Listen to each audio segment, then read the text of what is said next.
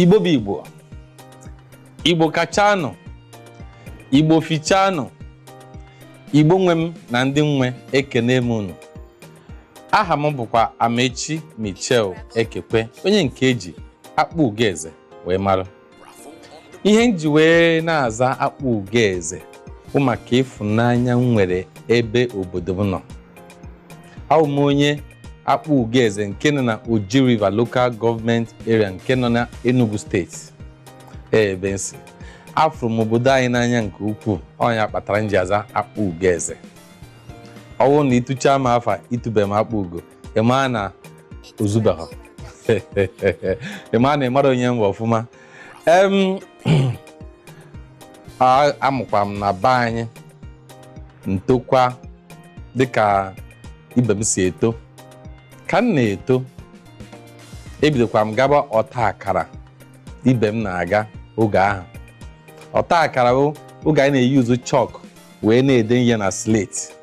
Maka ama m na ọtụtụ ụmụazị a mụrụ kịta amaghị ya na-akpọ slate, nke ha ji ama ya na-akpọ chalk. Mana ihe anyị ji wee bido na ọta akara. Ọ na-abụ anyị na-eje akwụkwọ eburu slate nyanye anyị n'onu, tinyere anyị chalk n'ime akpa.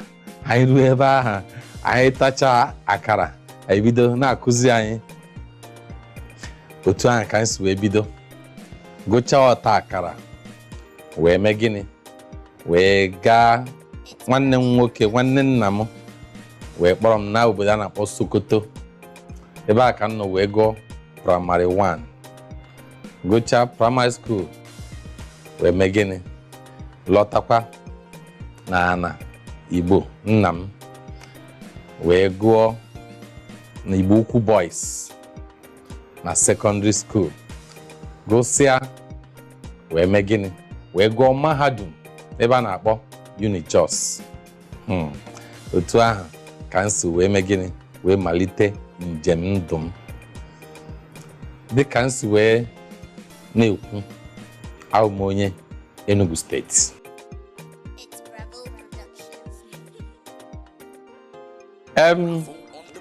Ebidoro m banye na ihe onyonyo a na-akpọ, oge m bidoro m dịka marketer. Oge Nollywood ka na-eme mbido, eme marketing. Anọ m ebe a na-ele film. The first Nollywood movie a na-akpọ Living in Bondage wee pụta. Eso m wee lee Living in Bondage 1992. Dịka m lechara Living in Bondage, nke ọzọ dịka ibe ya na-akpọ Circle of Doom wee pụta, Before Taboo wee pụta, na ndị ọzọ. Dịka marketer, eso m wee lee ya, agbanyeghị na m pere mpe oge na-emekwanya bụ business. Then megide tupu m wee sikwa na ihe gbasara film wee pụọ, wee jee zụọkwa ahịa taya n'azụ, maka na ebido mfụrụ m ahịa taya. Wee megide wee sikwa ebe ahụ tupu m mesịa rapụ, mechakwa chighata azụ wee batazie as a producer 2003 2004.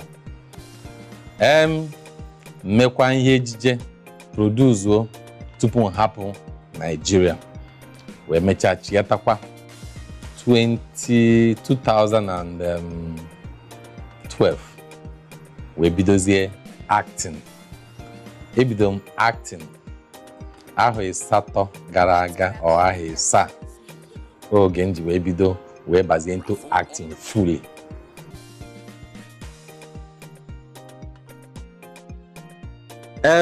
Ihe menụ na ịbịa na nke dịka ajụjụ ejuru ugbu a, mmaghazi ka na enwe m the most embarrassing moment, maka na ebu m ụzọ wee mewe produce wee ama m ntụ na aghọ nọ n'ime ya, mara ka esi eje, mara ka esi ana, mara ihe niile nọ n'ime ya. Ya bụ ọ bụrụ na esi the most embarrassing moment, mmaghazi na na-enwe agara ihe dịka most embarrassing, even though na enwekwara the day m asị na enwe the most embarrassing moment ụbọchị mụ na ka a na-ayọ nọ on set. Abatara m on set 5 minutes before na-abata on set. Ebunye script bunye m, and ọmụnwa na-play the role of doctor. Nsị ha ka unu ya esi eburu script doctor ebe m nwere like 7 to 8 scenes. Ana m asị unu nye m script kamgbe, nwere onye kwere enye m script. Oruzie ebe 10 minutes before na-aba on set, unu bute script bunye m. Ka m na-aga through my script, ka m na-digest, ka na-ayọ ụka na-ayọ sị m kedu ihe na-egbu oge m bịa ka anyị bido ihe a. Isi ha nwoke m ọ na-arụgo nke na kịta ka ebunye m script, biko otugodo obi ka m digest script m tupu na-aba ka ịchọ ka m mewe ihe ọ dịka ya sị na mamara ife nne m. Ọ sị mba mụ hapụ ya nna ịfụ harassment nwoke akpụrụ m that day, ọ dịka a ga-asị na mụ na ya nwebuo n'ebe anyị fụrụ. Nwoke akpụọ m nnukwu harassment, bara m nnukwu nna, ọ dị m ka na mepe ka m banye that day. Mwa chọkwara ịpịasụ ewu adị ama maka na ọdụm n'obi ọdụm n'ọnụ. Ozugbo o metụ m nchọ ịpịasụ director onye gafee n'azụ m, m wotu obi m hapịa n'ọka o si eme. Nsị mba o ka m mesi hapụ nwoke okporo aja kpọọ onye m n'anya ebe nọ n'ime mmiri. Orube 10 minutes enyere m script, ọ na-asị m bịa gụọ bata mbaze ka m na-atagide ọnụ, ọ dịka ya sị na mabụ sị ya mba o. Onye na-enwe movie ahụ bụ Divine Touch Production, Kingsley Okereke na set mụ na ya nọ na first tag. Ya bụ ka nke a bịara nwere m nnukwute embarrassed because mụ nwee emeghe such an expect, being that na onye na-enye nnukwu nsọpụrụ na onye na-enegabara anya, mana ọ dịka harassment o kporo m that day. Nsị na maazị kwe m ma otu a ka ndị ọzọ si eme, ụjọ bịa ịba m n'ahụ, mana njikwa obi nwoke kwudosi ike mụ na ya apịasịkwara nya dị ama mana ka achọọ m ka ọ gafee nku aka, maka na asị na ekene gafee nku aka ọ bụrụ ihe ọzọ. N'ọnya bụ the most embarrassing moment m nwegoro so far.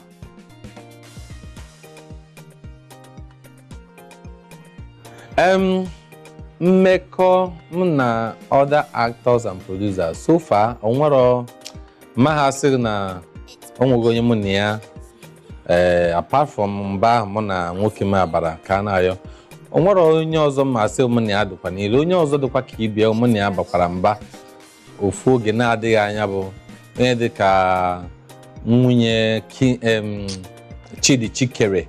Kedu afa nwunye ahụ? Mụ na ya nwekwa ụbọchị mụ na ya pịasuru gbakwa obere mba na set, maka na amụnwa ada like onye na-efe ilu mgbe ọ na mmadụ a na-ekogo aka ya n'elu.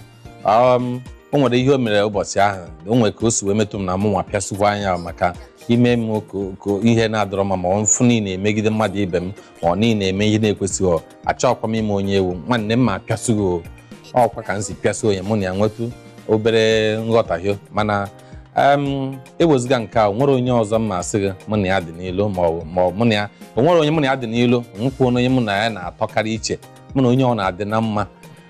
Ndị producers mmasị kene na mụ na ha ncha dị na mma dịka ndị mụ na ha mekọgoro. Ndị mụ na ha emekọgoro ma ha sị na onwego onye jikọ mụ na ya, maka onwe ihe jikọ gị na mmadụ wee sị na onye dị otu a dị otu a na ọ nwere. Being na mụ na produce kwa my own, so most of movies niile m megoro m na-emekwa gịnị, m na-anọkwa n'ime ya, maka na ike adịghị m ịdị na-ejegharị audition here and there. Mgbe ọbụla ana m ejekwa ma ọ mapụta o, mana ana m adị na-anọkarịwa na nke m mere. So ma asị na o nwere onye mụ na ya dọ na ilo, ma ọ na o nwere onye mụ na ya na-atọpụrụ iche, mụ na onye ọ na-adị na mma.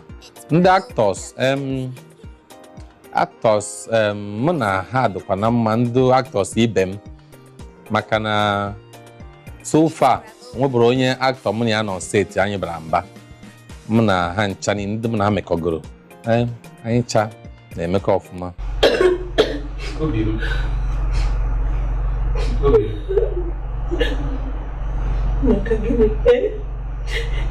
Kedu ife iji mebi na-atụ anya?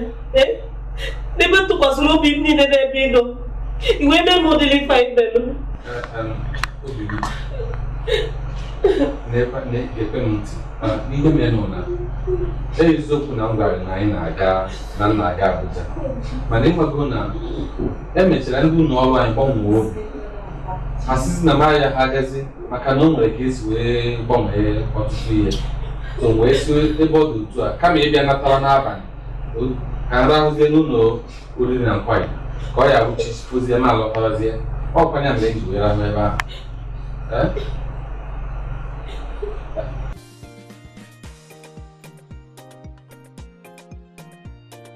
ahụ ihe dị na ya bụ na dịka nwa afọ azụrụ azụ ṅụrụ mmiri ara nne ya afọ ọfụma o nwere nkụzi a kụziere anyị oge anyị na-etonite na anyị emene ịdị na-akpa oke ya bụ adị na-akpa oke a banye m ime ahụ adị m akpa oke kamgbe mbụ mmadụ na-eto wee banyezie na ihe ejije wee bụrụ onye ama ama n'ụbọchị nkịta na-aga n'ụzọ ndị mmadụ a na-asị na ọ bụghị onye a ọ bụghị onye a onye a onye sikwa m ka anyị see pikchọ nsị ya nsogbu adịrọ onye bịakwasị m hei na ọkwa onye a na-ekene ha ọfụma mụ na ha adị m akpa oke adị m eme na m wee onye mba adị m eme ya onye ọ na-ama m ọfụma ma echi ekekwe mana ahụ m onye nwere nsogbu ebe ọ na ndị mmadụ fụrụ m ana m ekene ha ọfụma ụfọdụ ka ọ ya bụ na-aga n'ụzọ asị ama m onye dị otu a biko nna ka ebe m na ozugbo nsị a ị na-ekirikwa ihe onyonyo ọ bụ na ị na-ekiri ihe onyonyo ọzọ oke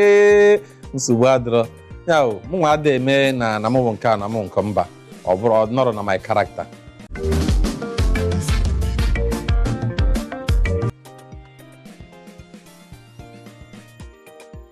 Asị m kwuo mmasị nọ na ana mana nke ka ewutekarịcha m bụ na ịbịa n'anya onye Igbo fụ onye Igbo ibie kama ọ ga-asụgharị ya Igbo ọ na-asụrụ ya oyibo mana ịfụ ndị ugwu maọbụ ndị ala anyị nọ be ha fụghee ne ndị be ha na be ha mana ndị be anyị mba iwee n'anya ịfụ na ihe almost movie niile a na-edene taa 90% nke ndị obodo a maka ha na-akwado asụsụ be ha ma obodo maka ọchọ ha ihe niile ha na-eme mana ndị be anyị mba mbịa mgbe ọ na anya na-emesịrị nsị oyibo na anyị ka dị wee mee gịnị mara ihe do civilize gụọ akwụkwọ ọ bụghị eziokwu ya bụ o so na ihe kpatara m nwa bụ ama echi ekekwe ji wee mee gịnị wee banye n'ime ihe ejije wee na-emefutekarị muvi m mere in a year do 10 Igbo do 7 English do 3 maka eso m na ndị na-akwalite asụsụ Igbo ma omenala Igbo ihe ọbụla gbasara Igbo ọ ihe anyị na-eme ya bụ esi m kwuo asị m ọ naghị adị m obi mma chaa tụmadụ nke kacha nke bụ ibi n'anya fụ na ndị Igbo anyị anaghị anara ụnọ onye kpata akụ ọ na-edevelopụ obodo ndị ọzọ be ha ị nwere ike iruo be nna ya ọ bụrụ na atani ka onye abịa ya ịbịa n'obodo ebe obi ọ rụọ manshọn rụọ nke a rụọ nke a rụọ nke ọzọ na n'obodo onye ahụ ka ịfụ ka ọ dị ụmụ Igbo asị wepụ na aka enwe n'ofe tupu ọ na-aghọ aka mmadụ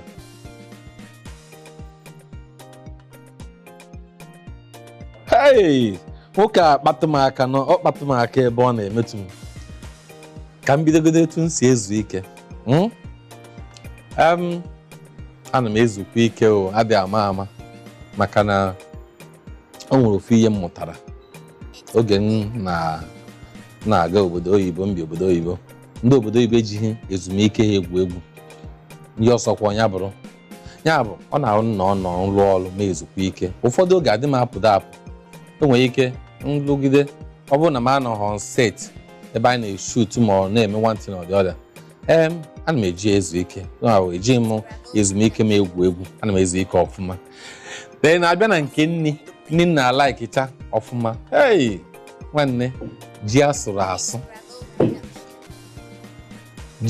asụ na ofe onugbu akwọrọ aka wee si ihe na-atọkarịcha m maka na ndị ọzọ dị ka ibie na-amasịkwa m ma esie ya ọfụma mana nke a ka m kacha mee gịnị wee fụnanya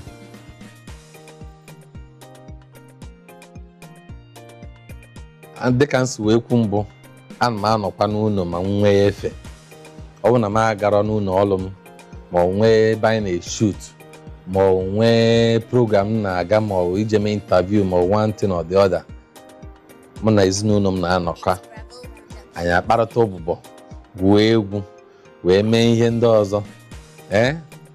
Ana m enyekwa ha oge m, anakwa m eji egwu maka na a sị na agụcha n'ama eburu nataba n'ụlọ, maka na ọ bụrụ na ịbụrụ ọkamma n'ama ịbata ofu ụbọchị a na-asị gị nne m kee onye bụ onye a, mana ọkwa nna ha ka ewu.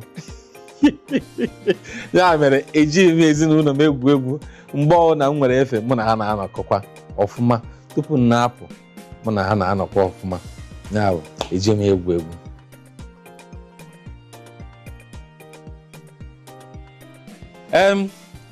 Shout out dịka ndị oyibo si wee kpọọ ya. Ekene na-eburu ozu ekene wee na-ebugara ndị ezinụlọ m, na-ebugara ụmụnne m niile, Sunday Ekekwe, Abel Ekekwe, Chimeluo Chinweonigwe, nwanne m nwanyị, na-ebugara ụmụnne m ndị ezinụlọ m niile, Bartholomew Ekekwe ha, mmadụ nchawu ndị be Ekekwe, na-ebugakwara ndị ọyị m, ndị my colleagues na industry, ma ndị ebe a na-azụ taya na batrị. Ana m eburu ozu ekene wee na-ebugakwara ndị niile bụ ndị mụ na ha na-agbakọ mbọ kamgbe ụwa, ma ndị fụrụ m n'anya ma ndị afụghị m n'anya. Ana m eburu ozu ekene na-ebugara unu ncha, na-asị ka ọ dị unu ncha na mma, maka na ihe i chere mmadụ ibe gị ya bịakwara gị. Ya bụ ekpere m na-ekpe mgbe ọbụla, ihe ọbụla awụ ekpere ị na-ekpere m ma ọ na-ekpere mmadụ ibe gị, nye na-abịara gị ugboro abụọ, dọbụlụ. Ya bụ ana m asị onye asị ya jide ka o ji, mana ihe o ji dị mma.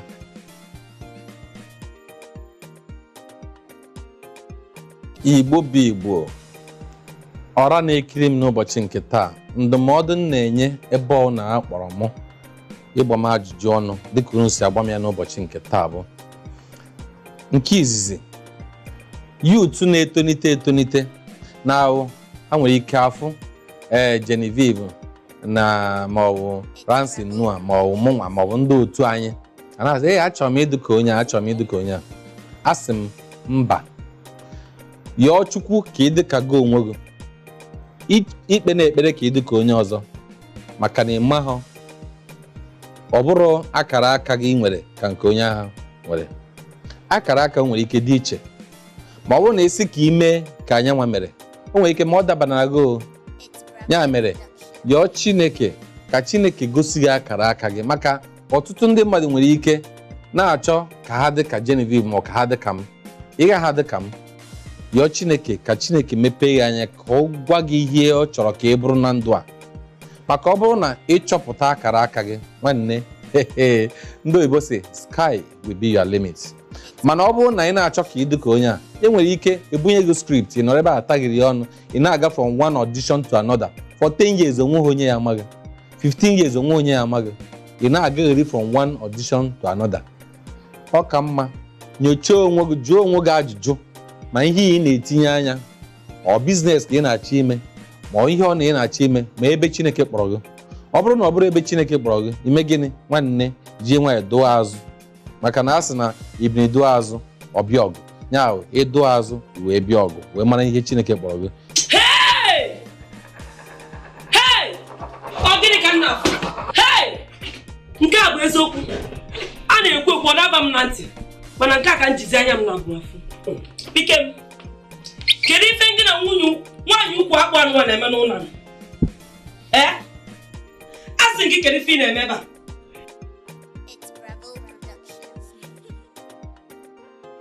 Igbo, afọ m bụ Amaechi Michel Ekekwe, onye nke ji akpụ ugezi wee mara na na-ekilinu isi mbido telivishọn